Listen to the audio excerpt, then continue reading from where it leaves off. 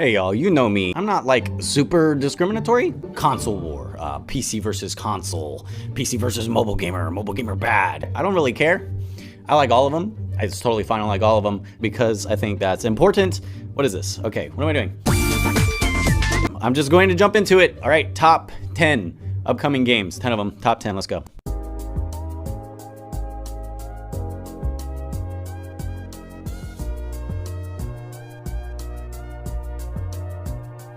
Psychonauts 2? Psychonauts 2. I honestly couldn't leave it out if I wanted. Psychonauts fans are like Rick and Morty fans if Rick and Morty fans were gamers. The first Psychonauts is just like a platforming acid trip, and everyone that played it just falls in love with it, and they're like, oh my god, I love Psychonauts. But basically, yeah, it's got a cult following, and they have been waiting for a game number 2, right? For literally years. It's like an investment. They've been shoving money at the developers for literally like 10 years. And they're like, I'm not kidding. Make a new game. I'm giving you money. Make the game. Take all your money and make the game. You know, everybody has their reasons. I'm gonna give it to Psychonauts. It has a very good story, you know, lovable art style. Has that sort of nostalgic art feeling to it of being like made on GameCube era engines. The nice polygon, saturated, colorful world. And you know what? It's endearing. I'll give you that. It's endearing. I put it on the list because I feel like I would have been attacked for not putting it on the list. Pokemon Legends Arceus. So you might be thinking, why is the number 1 upcoming game the number 9 upcoming game? Firstly, if you're unaware, Pokemon Arceus is like a Pokemon RPG. It's a sandbox game, you know, it's the Pokemon sandbox game everybody has been asking for since 2006, whenever we got like Pokemon XD Gale of Darkness, and you could run around and catch Pokemon. You know, that sounds awesome, having an explorable Pokemon MMO where you just like run around and interact with other players in like an open world sandbox-esque mode. But the catch is, they haven't really said if it's an MMO. I don't know, but it's a pretty big task, you know, to make all of the factors that are in Pokemon, just transfer it over to an MMORPG. Now, I'll be the first to say that'll be like the best game ever. I will love it. If they pull it off and it's a full-fledged MMORPG Pokemon game, it's going to just dominate. Sandbox games, if you're alone in the world, it's like a very lonely void. Like if you could imagine, I don't know, playing, RuneScape by yourself. That would get very boring very fast. We're gonna need some information, and then whenever we get some information, we'll bump it up on the list. But for now, the concept is promising. Number 8, Overwatch 2, without a doubt. Overwatch, it's raising the bar on first-person shooters. You have like all these unique, lovable characters. Blizzard usually has it down whenever it comes to character art styles and like story arcs, but they really lack with PR disasters. Do you guys not have phones? Yeah, you guys all have phones, right? But when dropping new releases, they catch fire pretty quickly. Overwatch 2 is supposed to have a more PvE focus, which could pull an entirely new gamer archetype to the Overwatch scene. Like myself, I very much enjoy PvP content. I also very much enjoy PvE content. The option for both in the same game, that's a dub. I don't care. It's a win. It could be on the same level as like Destiny and Borderlands. Imagine Overwatch with like Destiny and Borderlands type MMO grinding. Bro, that'd be pretty cool. We just have to hope that Blizzard does not make it a mobile exclusive. Number 7 is Final Fantasy 16, and Chocobos are back, and that's all you need to know. Moving on, number 6. All right, I'm just kidding, but listen. Final Fantasy games always have like this deep message that challenge our beliefs and like, you know, all questioning my religion and my entire existence because of Final Fantasy. They're really genius in that sense. I think Final Fantasy games pull that off really well. Now, okay, the combat in Final Fantasy 16 is action-based, and this is not a problem, understand, okay? It's not. It's just questionable because the reception of Final Fantasy VII Remake being action-based was not good. But why did you have a problem with it? I fail to understand. Square Enix have always had action-based combat games. It's not a new thing. Kingdom Hearts, Final Fantasy VII Crisis Core. There's like more, but those are the popular ones. They're not bad in making the action-type games. Not every game has to be like a turn-based Pokemon-esque type game. That's really like overdone these days. Number 6, Fable 4. This is my number 1. I'm biased. I'm not afraid to say it. I love Fable. Fable is just like one of the best games I've ever played. I still replay it to this day. It was my first peer into the realm of consequences for my own actions. It's like every decision you make, it not only affects yourself, it affects like the NPC in the game, and they remember you. Like, dude, getting cut in your face. A dude slashes your face, and you have to live with a scar for the rest of your playthrough because you let a dude slash your face. It's really good. With Fable 2, we lose some of the charm. You know, the places we see, they're less colorful. Personalities are a little watered down. Xbox Generation XYZ. What are we on right now? Xbox something. Xbox. A new one is what it's coming out for, is all that really matters. So the technology should be there to make it, you know, nice and pretty and interactive, and I'm excited, and it's gonna be good, I swear to God. Number 5, Ashes of Creation. Okay, now, if you're an old school MMORPG player, just makes me want to cream my pants. First off, let me say, there's no way to replicate the gap in MMORPGs we've had, okay? RuneScape, okay? Most of us played RuneScape for like however long, and then we jumped from RuneScape to World of Warcraft. Do you see this very big gap distance? So I remember like making my undead warlock and logging in for the first time, and my mind just exploding, being like, this is insane. I can literally WASD and move around. I right click this guy and I'm swinging, as opposed to in RuneScape, I did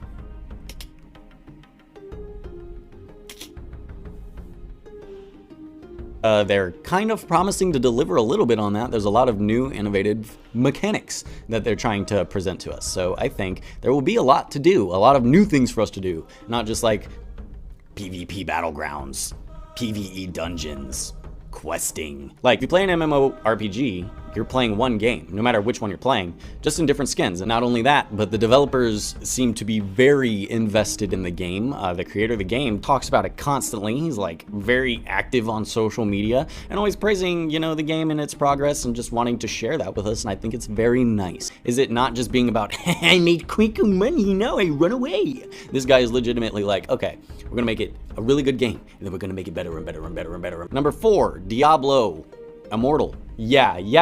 A bad mobile game. No mobile games. Mobile gamers aren't real gamers. A Diablo mobile game is the absolute best way I can imagine to spin my crap on the toilet. Mobile hack and slash games have been like really rising and advancing over the years, if you keep track of them. I know it's hard to keep track if all you ever really know about is what's on the front page of featured on the Play Store. And there are some really good games on the Play Store.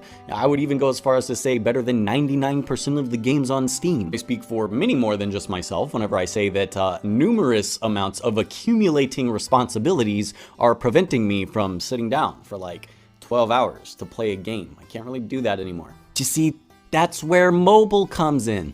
Are you waiting in line at the DMV? Mobile game. PowerPoint presentation. Mobile game. Very long flight. Mobile game. Like, Diablo itself needs no introduction here. Really, the main selling point is that it's a mobile game. And one thing I gotta say for it is I really want it to be compatible with the Razer Kishi. If you don't know what that is, I will put in a part right here. Razer Kishi is this thing. You know how the Nintendo Switch has Joy-Cons. It's pretty much the same thing. It works for a lot of different mobile games. Hold on, let me open it. It opens from the back, you flip it over, you see you have a little port right here, put your phone in there, this part just snaps over the other side, and you have a completely compatible controller. I thought we'd never see an Elder Scrolls past Skyrim, but our answers are prayed, and Elder Scrolls 6 is officially on its way. Skyrim really broke the mold whenever it came to sandbox exploration. They kind of raised the bar on its popularity. And on the opposite end of the spectrum, if you do have countless hours to sink into a game, I think this would be a decent one to do it on, honestly. And on the bright side, you don't have to worry about Elder Scrolls 7, because it'll take them like years to do that. So you have plenty of time to scratch your completionist itch with the next 2 decades that Elder Scrolls 6 will be the most recent Elder Scrolls. Number 2, Halo Infinite. To be honest, however you're looking at this list, Halo may be your number 1. I'd say number 1 and number 2 on this list are tied, but I personally have nostalgia for number 1, but I won't spoil too much about that. I'll get to that in a minute. Okay, so as someone completely unswayed by rose-colored glasses, I think Halo Infinite looks honestly like a lot of fun. Supposedly Halo Infinite has a lot more emphasis on story than the previous games. It's a big plus for me. I've never really liked Halo games in the past. I know. Kill me now. I absolutely have friends who would claim that Halo shaped them in their life experience with it as the person they are today. I'm kind of jealous of that experience. Here's to hoping Halo lives up to their expectations, but I, myself, am going to be playing it. I think it's drawing in a new crowd of people that haven't really played Halo games in the past, so good marketing. I'm gonna play it too. And number one is what, okay, if you're one of those people that just skip to this number one slot because you want to disagree with me, this is my list. Go make your own list. It's my list. Number one, Elden Ring. Bandai Namco and From Software together is already setting the expectations on this way too high, but I guarantee you they'll deliver. Bandai Namco may be one of those companies that we may have forgotten about, but they still hosted a lot of games that are very close to our hearts. Soulcalibur, the Soul series, they have a lot more.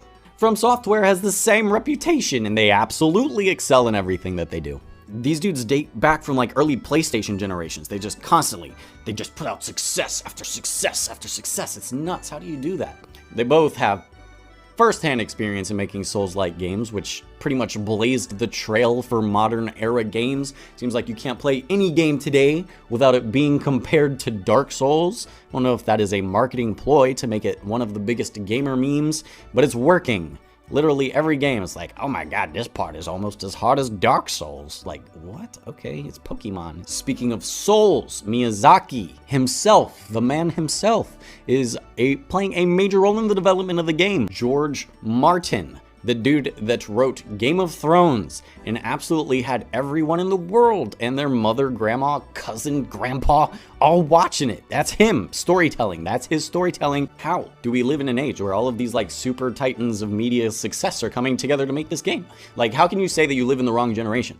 It's absolutely the right generation. Anyone that doesn't live in the generation that gets to see this game is living in the wrong generation, because this is it. One thing is for certain, is that you will definitely catch me streaming this game at 9 p.m. on Saturdays at twitch.tv/cvmg107. And yeah, that's my top 10 list for the upcoming games. Do me a favor, if you like the video, just leave a like. If you don't use soap in the shower, leave a dislike. All right, other than that, y'all, that's gonna do it for me today. See you later, bye.